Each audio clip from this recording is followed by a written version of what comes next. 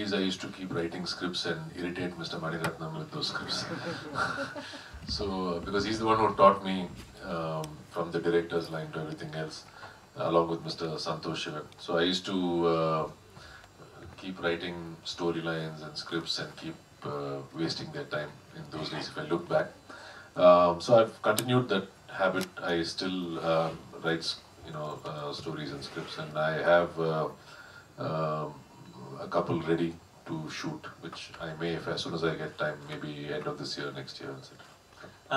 Tamil cinema या south cinema में बहुत सारा कई हिस्सों में ऐसा हुआ रियलिस्टिक फिल्में बनती रही, लेकिन बहुत ज़्यादा मसाला फिल्में ही बनती रही।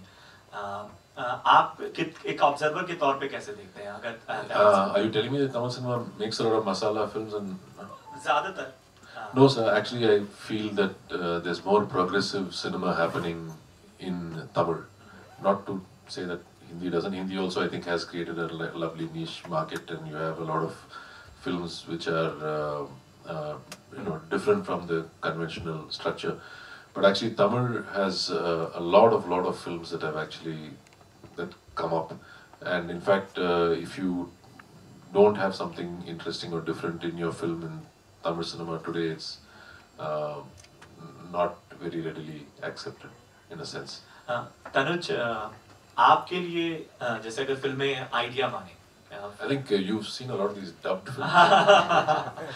The dubbed films are the action films which will normally get dubbed, but there's a ton of films that, like for example, I don't know if you saw Kaka Muttai, which was national. So a lot of those kind of films that happen in Tamil cinema, which we are proud of. Sorry, you were asking. Tanuj, एक idea है film में, तो आपके लिए idea क्या था? और आप इतने यंग हैं, तो क्या आप मैं देहरादून में पढ़ता था. I studied in the Doon school. So from time to time, my father used to drop me from Delhi to Dehradun. So the movie comes from a very personal space. It comes from the time when you are driving together with your father to school, and you can't have that conversation which you want to have with your father, and there are those awkward silences and moments during those things.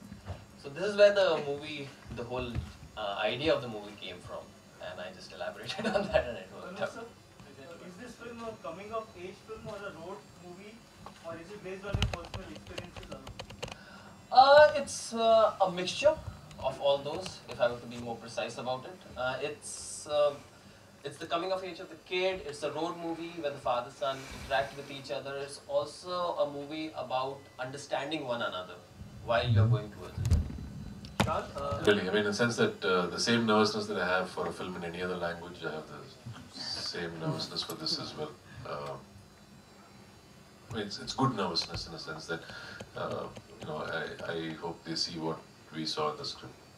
Sir, was Arvind sir your first choice for the film, or did you consider any other actor? No, sir was the first choice of the film. The moment we sat down to brainstorm about it, but once everybody decided, like, let's go with it, we approached sir, and it was a cakewalk after that, actually.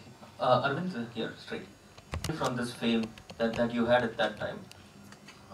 See, actually, I never wanted to be an actor. And I was a reluctant actor. But the process of making the film was what I really enjoyed. The attention that came with success was something that made me very uncomfortable. I was not prepared for it. I was not ready. I was in my early 20s at that time. You never enjoyed that success? Are you trying to say that? I enjoyed the success. I didn't enjoy the attention. Okay. I mean, I want you to see my film, but leave me alone. It's like that. So, it's like if you think all your life, you think that you want to be a star and you want to perform, etc., then that is something that you would enjoy. But I was very unprepared for what came my way. So adulation was something that you really did enjoy? To know that... You did have a lot of female fans also, I remember, especially after Roja, and if you could just go back to those days and remember how was it like? It was very stifling for me. Like, it was not something like if I came out and saw, let's say, 100 people standing, it would make some people happy and proud. It would make some people want to run back into their house. I belong to the second category. So it is not that I didn't respect it. I respected it. It's just that I didn't know how to deal with it at that time. And I thought it was, as a lot of the other movies started coming, it was only getting bigger and a sense that it was, I felt that I had that window of time to make a choice and do things in my life that I wanted to do, and kind of feel comfortable again in a sense. So I did all those things that took me to that point, and now I'm very comfortable. I'd like to meet and greet people. Personally, I think I'm a bit of a recluse, so those two things don't go together. Censor board has become a bit tough these days. Any issues with the censor as far as this film goes? It's not my problem actually. So Yeah, I mean the director. As a producer's problem. It's a very sweet family film. It is just meant for a mature audience, but it doesn't have. One we picked, he nailed the audition perfectly. He brought with him that naivety of youth, that kid who's just growing up and is that doldrum age where he can't understand what's happening and what he wants, and that maturity which comes after he understands where his father is coming from and where he's headed. So yeah, he perfectly nailed it at that point. I want to ask a question. So, we have a rough idea about the competency. to be a Tamil. Like for example, and I also believe, see, in those days when I used to act, once Roja and Mami became successful, what used to happen was every film that I did in any language used to get dubbed in other languages. And you're not making the film for certain audiences in a sense, not because of the subject or not because of all that, because visually it's different, right? I mean, you're working with actors and co-actors who are speaking another language. There's no lip sync. Everything goes. It doesn't look like a straight language film in a sense. So unless you're making it like a bilingual, these guys didn't have a plan to do that at that point in time. I'm very clear that any film that I do now in any direct language should not get, dubbed in other languages, because I feel that the audience sometimes does not know that it's a dubbed film. Then they see a lot of things that are a little alien visually, or even audio-wise, whatever. It doesn't look like a straight film. So nowadays, at least, you can contract and things like that. In those days, we couldn't, or we never thought of it in a sense. So there was no plan, I think, to make it in Tamil.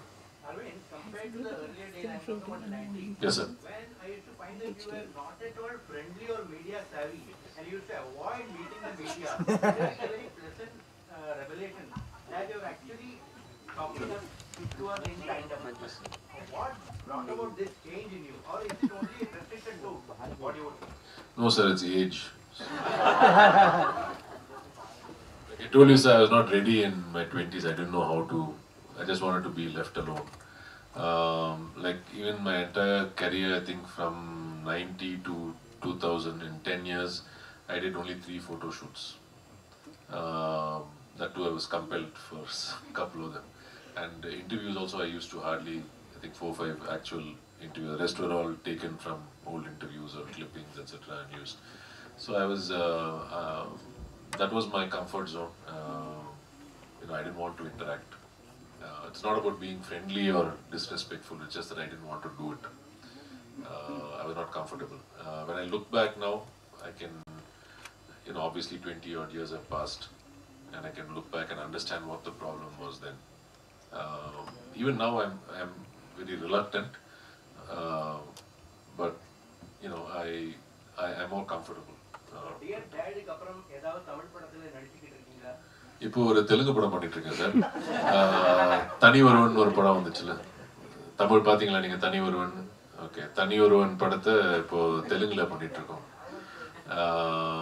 அது முடிச்சுட்டு இப்போ போகன் ஒரு தமிழ் படம், போகன் ஒரு தமிழ் படம் பண்ண போறேன். அது பிரபுதேவா தான் ப்ரொடியூஸ் பண்றாரு. Could you translate that in English for us, please? Yeah, so he was asking whether I'm doing other Tamil films now. Doing other films. So I did a film last year in Tamil called Thani Oruvan, which was a very successful film. So that was being remade in Telugu. So that is something that I'm doing now.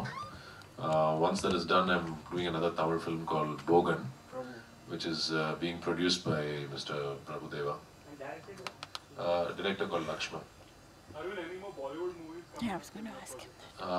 I'm kind of doing some films for this year. So if at all I do something, it has to be probably closer to next year. So talks are on. Arvind, Sorry? Talks are on. I have a few scripts that I'm still reading. I take my time. So. Arvind sir, talking about Bombay and Rosa here, left here. Are you still in touch with your co-stars? I mean, Manisha Koirala or anybody? Yeah, I did meet her a couple of years ago when she had come back from New York.